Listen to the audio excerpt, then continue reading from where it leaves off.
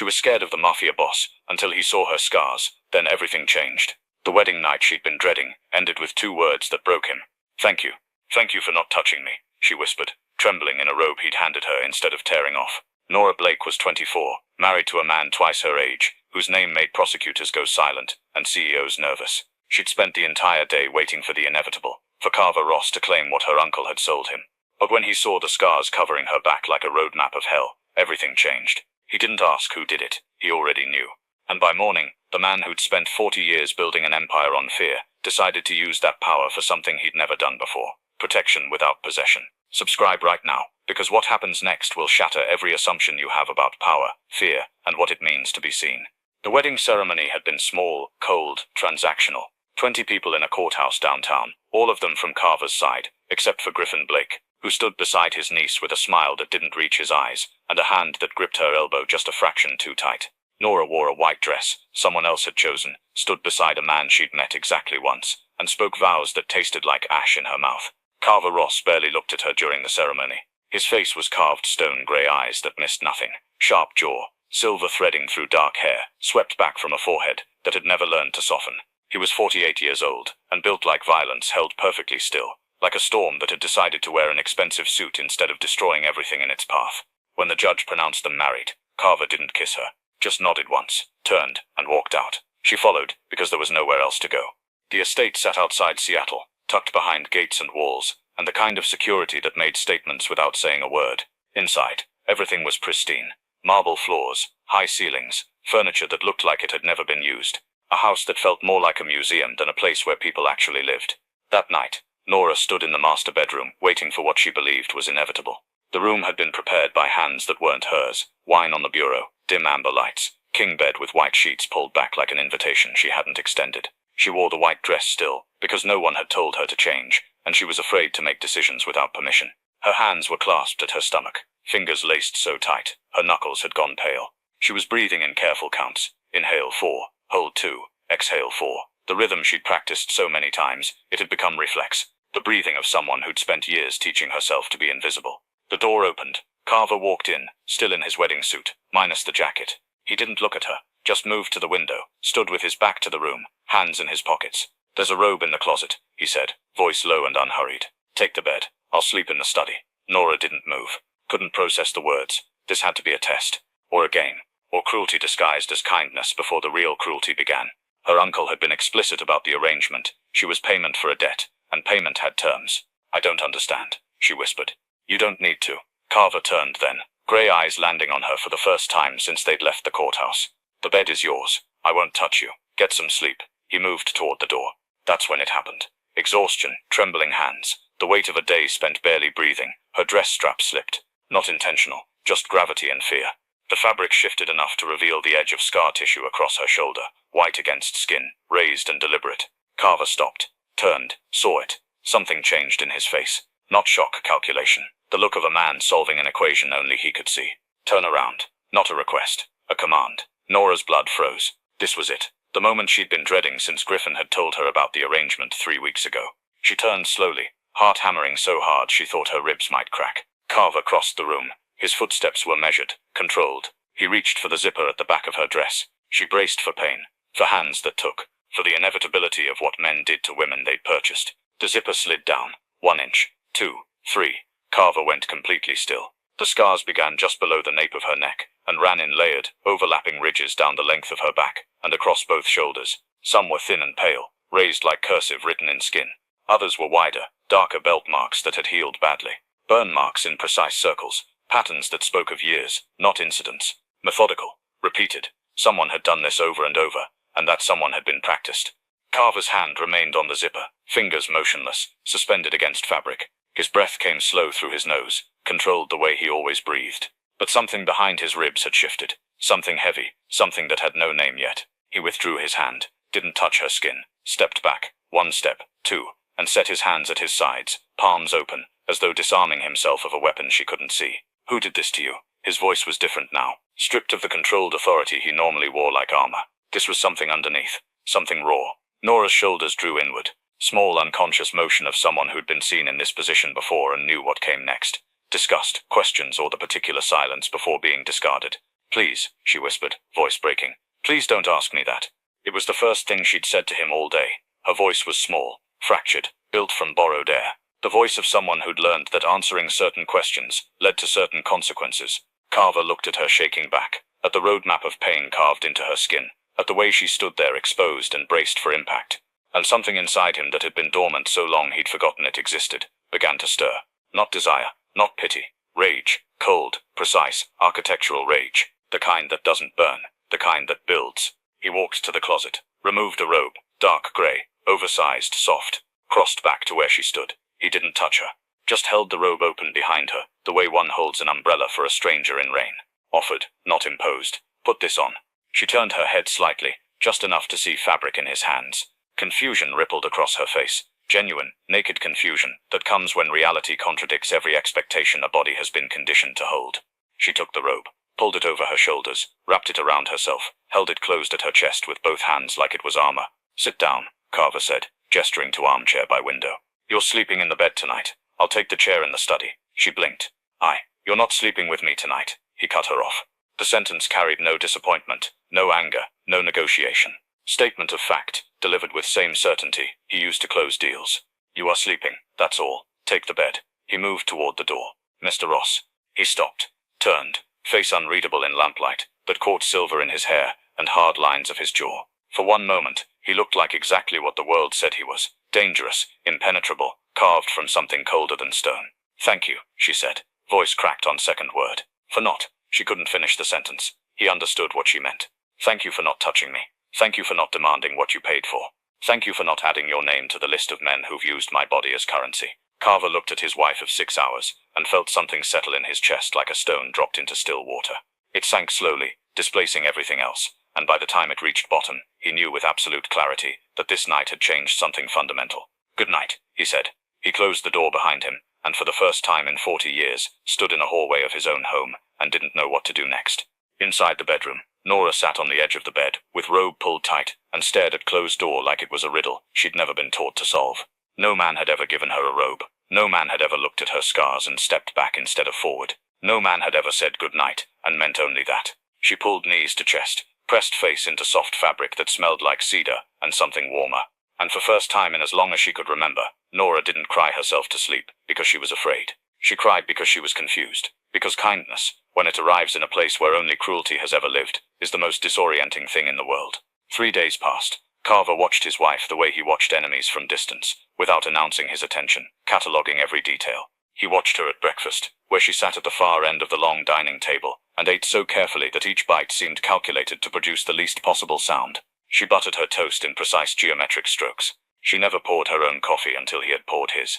She never sat down until he was already seated. She never started eating until he had taken his first bite.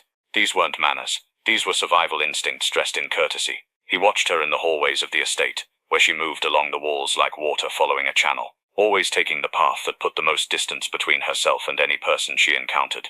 When one of his men passed her, she would stop, press herself slightly to the side, lower her eyes, and wait until they had gone. She didn't do this out of respect. She did it the way a small animal freezes when a shadow passes overhead. He watched her in the kitchen on the second morning at 6 a.m., 2 hours before anyone else was awake. She was scrubbing the countertop, not cleaning it, scrubbing it. Her hands were red. The sponge was soaked through. The counter was already spotless. But she continued working in tight, obsessive circles, her face blank, her eyes unfocused, as though she were somewhere else entirely. Carver stood in the doorway for 45 seconds before she noticed him. When she did, the sponge dropped from her hand. She spun around. Her back hit the counter. Her breath stopped. I'm sorry, she said immediately. Before he had spoken, before he had moved, the apology was automatic, fired from a reflex so deeply embedded, it preceded all thought. I'm sorry, I didn't mean to. I was just Nora. His voice stopped her. Not because it was loud, because it was calm, because it held her name like a fact, not a threat. You don't need to apologize for cleaning a kitchen. She stared at him. Her hands were shaking again. She pressed them behind her back against the counter, hoping he wouldn't see. He saw. I just wanted to make sure everything was. She stopped. The truth of what she'd been doing, not cleaning but coping, hung between them like something fragile and exposed. Carver crossed to the coffee maker. He prepared 2 cups. He set one on the counter beside her, leaving enough space between his hand and hers that there was no risk of contact. Then he took his cup and sat at the kitchen island, 3 full stools away from where she stood. Sit, he said. Then, after a pause that cost him more than he expected, if you'd like. The addition surprised him. He did not typically qualify his statements. He did not give options. But something about the geometry of this woman, the way she occupied space, as though trying to compress herself into the smallest possible shape, made his usual cadence feel wrong. Heavy. Blunt. She picked up the coffee. She sat.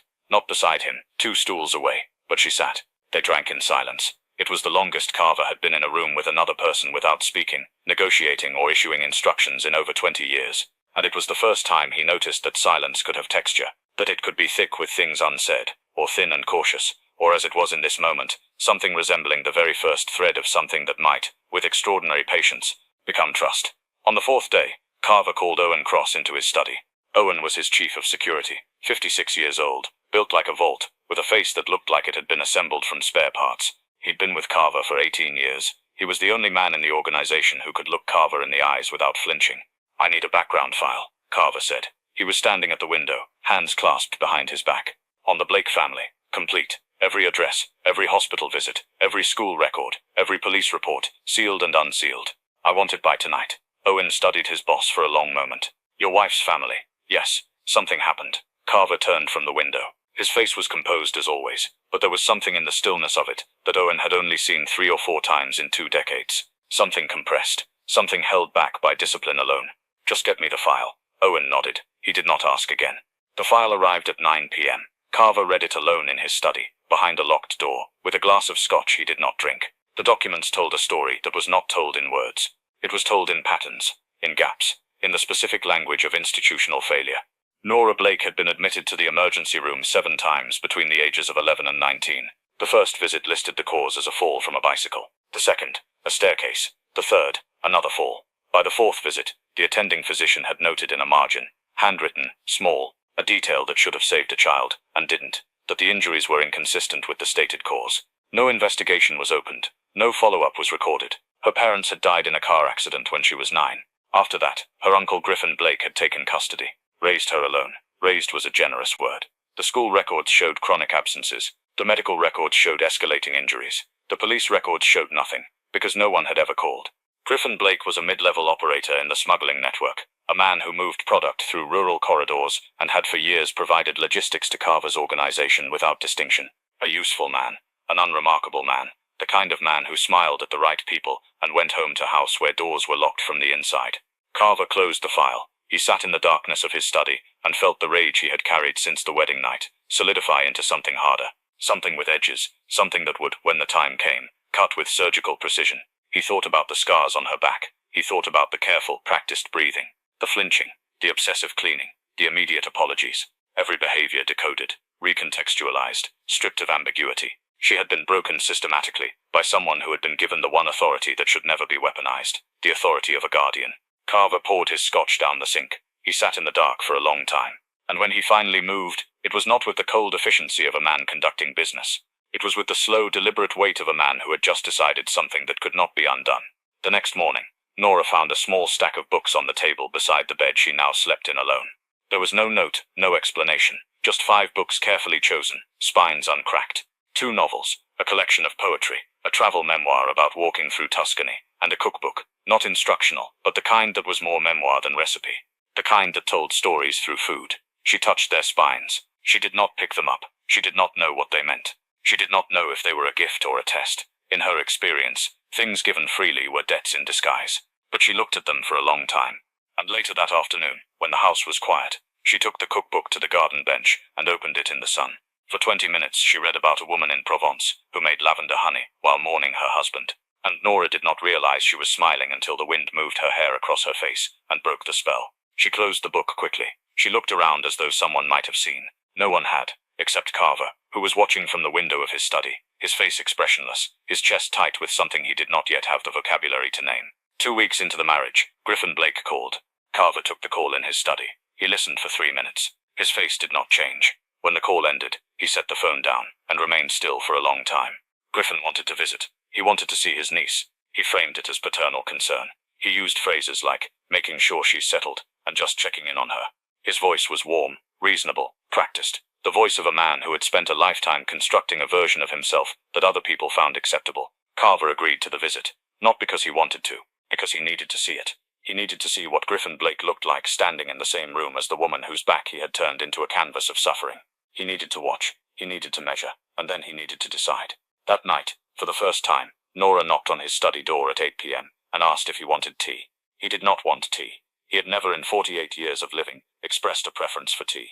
But he said yes. She made it in the kitchen. He heard the kettle, the clink of cups, the soft sound of her feet on tile. When she returned, she set the cup on his desk, close enough to reach, far enough to not require proximity, and sat in the leather chair across from him. She did not speak. She held her own cup in both hands, her legs tucked beneath her, and she read the cookbook again.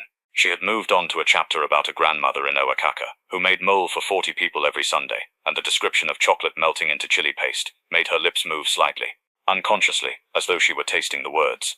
Carver pretended to work. He watched her read. He noticed that her shoulders were down. Her breathing was even. Her feet were bare, tucked beneath her, which meant she had removed her shoes somewhere between the kitchen and this room, which meant she had done something she had never done in this house before. She had made herself comfortable. The significance of bare feet, of relaxed shoulders, of a woman reading in a room with a man she had once been terrified to look at. These were small things. To anyone else, they would have been nothing. To Carver Ross, they were a language, and he was only beginning to learn it. Griffin Blake arrived on Saturday afternoon, in a grey suit that was slightly too large, and shoes that were slightly too polished. He was a compact man, 5'9", with thinning hair combed carefully across his scalp, and a smile that appeared on command, wide and empty, the kind of smile that existed to fill silence. Carver met him in the foyer. They shook hands. Griffin's grip was firm and eager, the grip of a man who wanted to be perceived as substantial. Carver, Griffin said, using the first name deliberately, an attempt to establish familiarity where none existed. Beautiful home, truly. I can see why you. She's in the garden, Carver said. The smile flickered, adjusted, held. Wonderful. She always did love being outside, even as a little girl. Couldn't keep her indoors. He laughed. The sound was hollow. Carver said nothing. He led Griffin through the house. They found Nora on the garden bench. She was reading the cookbook. She'd been reading it every afternoon for 3 days, sitting in the same spot, in the same position. And Carver had noticed that each day she sat a little more comfortably, a little less like someone waiting to be interrupted. She heard their footsteps on the stone path, and looked up. The book fell from her hands. It was not a dramatic gesture. It was not a choice. The book simply left her fingers, because every muscle in her body had locked simultaneously. Her face, which had been soft and open in the afternoon light, collapsed into something flat and rigid. Her eyes went wide, then narrow, then somewhere far away. Her shoulders drew up toward her ears. Her hands pressed flat against her thighs. She stood. Dad, she said. One word, one syllable. And in that syllable, Carver heard everything the file had told him, and everything it had left out. He heard the particular pitch of a voice calibrated to avoid provocation. He heard submission layered over terror, layered over something older and deeper. The exhaustion of a person who has been afraid for so long that fear has become indistinguishable from identity. There she is, Griffin said, and he moved toward her with his arms open. Nora did not step back. She did not flinch. She stood perfectly still, and allowed her father to embrace her, and the embrace looked normal, warm even, except that her arms did not rise. They stayed at her sides. Her hands remained flat against her legs. Her body was rigid inside the circle of his arms, like a mannequin being held by a living man. Carver watched. He watched the way Griffin's hand rested on the back of her neck, casually, proprietarily, the way one holds a dog's collar. He watched the way Nora's breathing went shallow and rapid, the moment that hand made contact. He watched the way her eyes over her father's shoulder found Carver's face, and held it, not with a request, not with a plea, but with the blank, dissociated stare of someone who had gone somewhere else inside herself. Griffin released her. He held her at arm's length, hands on her shoulders, and looked at her with an expression that mimicked tenderness, so precisely that anyone watching would have believed it. You look well, he said. Healthy. Are you eating? You look like you've put on weight. The comment landed like a blade between ribs. Subtle, precise, wrapped in concern. Nora's chin dropped half an inch. Her posture, already rigid, became smaller. I'm eating fine, she said. Good, good. Griffin turned to Carver with the smile again. She was always a picky eater. Drove me crazy. You know how girls are. Carver looked at Griffin Blake. He did not smile. He did not nod. He looked at him the way he looked at men who were about to discover the precise cost of underestimating him, with the absolute stillness of a predator who has already decided and is simply choosing the moment. Let's go inside, Carver said. We'll have lunch. Lunch was served in the dining room. Griffin sat at one end, Nora in the middle, Carver at the other end. The configuration was deliberate. Carver wanted to watch them both. Griffin talked. He talked about business, about the weather, about a fishing trip he was planning. He told stories about Nora as a child, charming, rehearsed anecdotes that painted a picture of a loving, if imperfect, single father, doing his best. He laughed at his own stories. He touched Nora's hand across the table when he referenced her, a gesture meant to look affectionate. Each time he touched her, her fork stopped moving. Each time he said her name, her shoulders rose a fraction of an inch. Each time he told a story about her childhood, something behind her eyes went dark, as though a light were being switched off, room by room inside a house she could not escape.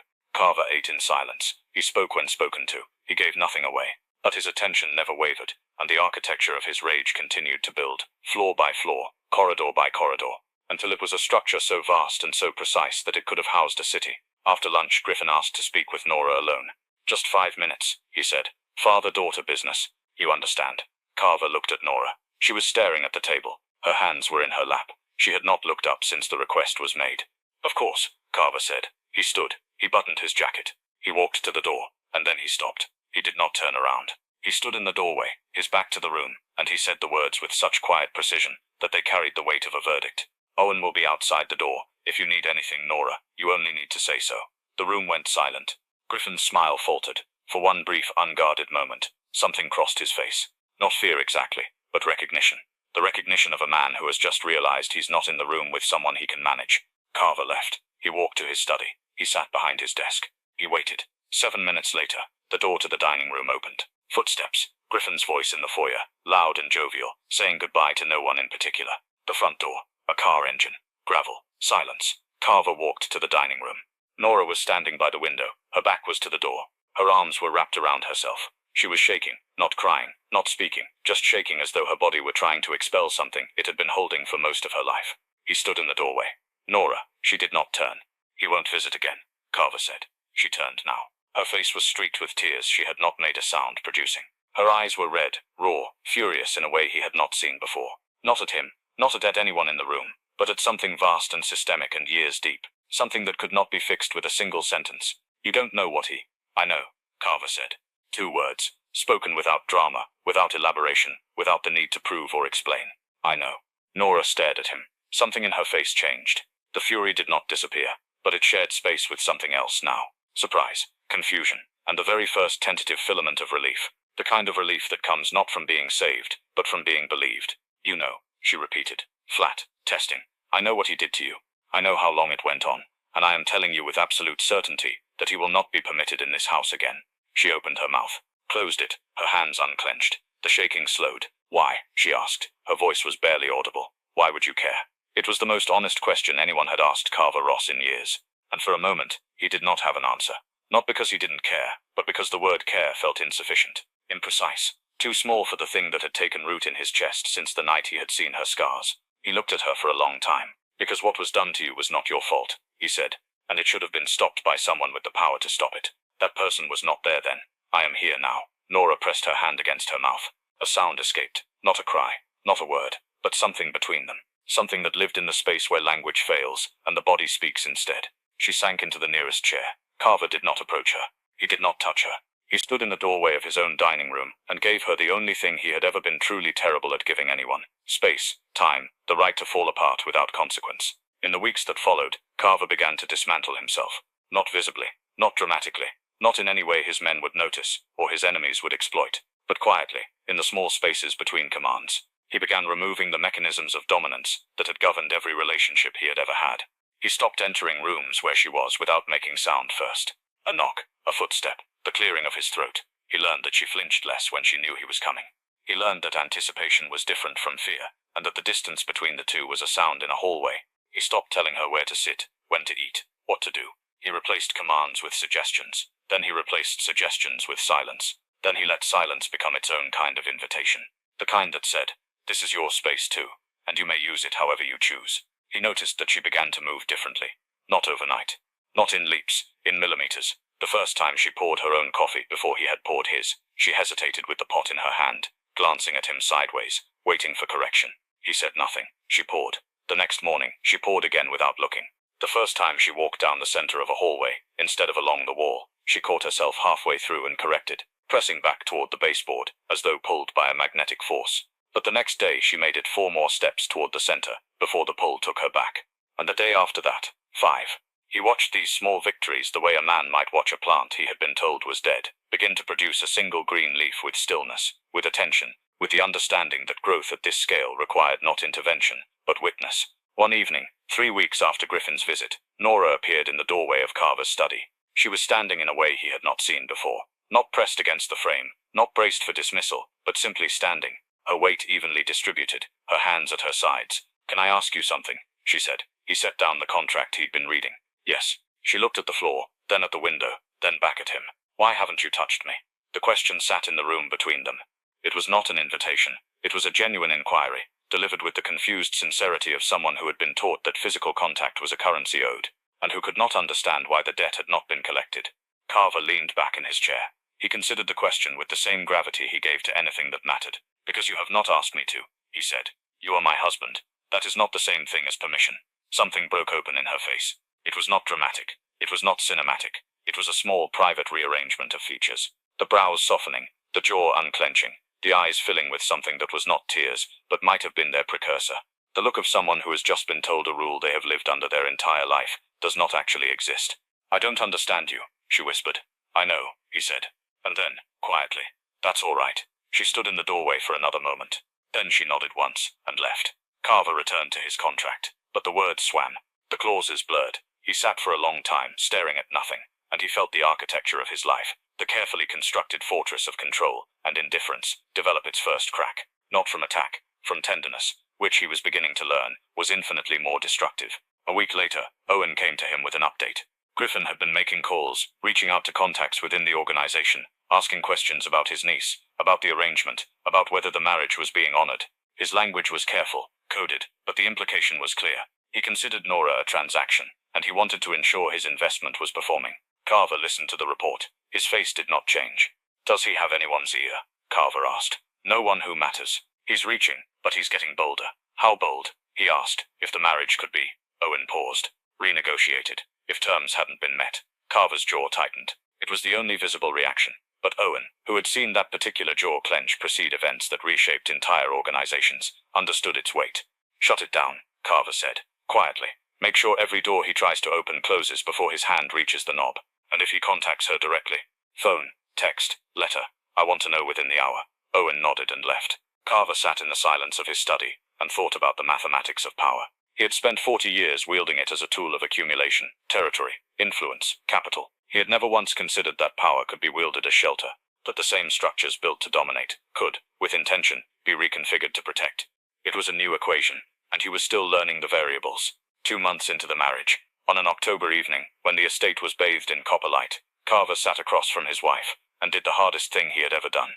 He let go. "Nora," she looked up from her book. The cookbook had been replaced by one of the novels he'd left on her nightstand. A slow, intricate story about a woman who walked across Spain alone. Yes, her voice had changed. He had noticed it changing over weeks, gaining half a register, losing the whispered thinness that had defined it. She still spoke carefully, but she no longer spoke as though each word were a debt. Carver set down the pen he had been holding. He folded his hands on the desk. He looked at her with the kind of deliberate attention he reserved for moments that could not be undone. "I want you to know something," he said, "and I want you to hear it without thinking I expect a response." She closed her book. She gave him her full attention. "This arrangement was made without your consent," he said. "You were given to me by a man who had no right to give you. You were traded like property, and I participated in that transaction. I may not have known the full extent of what you were escaping, but I knew you did not choose this, and I accepted it anyway." She did not move. Her hands tightened around the book in her lap. "I cannot undo that," he continued. "I cannot go back and make a different decision. But I can make one now." He paused. The study was quiet. Outside, the wind moved through the oaks that lined the estate drive. "You can leave." 3 words, spoken with the precision and finality of a man who understood that this sentence might cost him more than any deal he had ever made. "You can leave this house, this marriage, this arrangement. I will provide you with enough money to live independently, for as long as you need. I will ensure that you are protected, that Griffin cannot reach you, that no one associated with me or with him will ever be in a position to harm you. You will owe me nothing. There will be no debt, no obligation, no consequence." Nora stared at him. Her lips parted. Her eyes searched his face with an intensity he had never seen from her before. Not fear, not confusion, but something ferocious and fragile. The look of someone standing at the edge of something vast, and trying to determine if it was real. Her voice caught. She tried again. "You're letting me go. I am telling you that you are never mine to keep." The sentence landed in the room like a stone dropped into still water. It rippled outward, displacing everything. Nora's hands released the book. It slid from her lap, and landed on the rug with a soft sound. She pressed her palms against her face. Her shoulders began to shake. The sound that came from behind her hands was not a sob, not a cry, but something deeper. A sound that comes from the place where pain is stored for so long that its release is indistinguishable from breaking. Carver did not move. He sat in his chair and watched her come apart. And he did not go to her, did not comfort her, did not try to fix or contain what she was feeling. Because he understood with a clarity that had taken him 48 years and this woman to learn that some things must be felt completely before they can be released. Minutes passed. The light shifted. When Nora lifted her face from her hands, her eyes were red and wet and bright. Not with sadness, with something he could not immediately identify. "No one," she said quietly, "has ever told me I could leave." He nodded. "Not Griffin. Not the counselors who were supposed to check on me. Not the teachers who saw the bruises. Not the doctors who stitched the cuts. No one in my entire life has ever looked at me and said, 'You can go.'" She wiped her face with the back of her hand. She straightened in the chair. And then she did something that Carver, for all his experience in reading people, had not predicted. She laughed. It was small, wet, broken at the edges, but it was real. The laugh of someone who has just seen the absurdity of their own captivity from the outside for the first time. "I'm not leaving," she said. Carver's expression did not change. But something behind his eyes shifted. "I'm not leaving," she repeated, firmer now. "Not because I'm afraid. Not because I have nowhere to go. Not because I owe you anything." She paused. Her chin lifted. Her eyes held his directly, fully, without looking away. "I'm staying because this is the first place I've ever been where I'm not waiting for someone to hurt me." The room was very quiet. "I'm staying," she said, and her voice broke. She pressed her lips together, steadied herself, and finished. "Because you gave me the choice, and that is the first real thing anyone has ever given me." Carver sat behind the desk he had sat behind for 20 years, in the house he had built with the earnings of a life he had never questioned, and he felt something shift inside him that would never shift back. A wall he did not know he had. Because it had been there so long, it had become indistinguishable from the man himself, developed a crack so deep it reached the foundation. He did not speak. He did not need to. She picked up her book. She opened it. She continued reading. And the silence between them, which had once been heavy with all the things they did not know how to say, became something else entirely. It became the silence of two people who had chosen freely, deliberately, against all expectation, to be in the same room.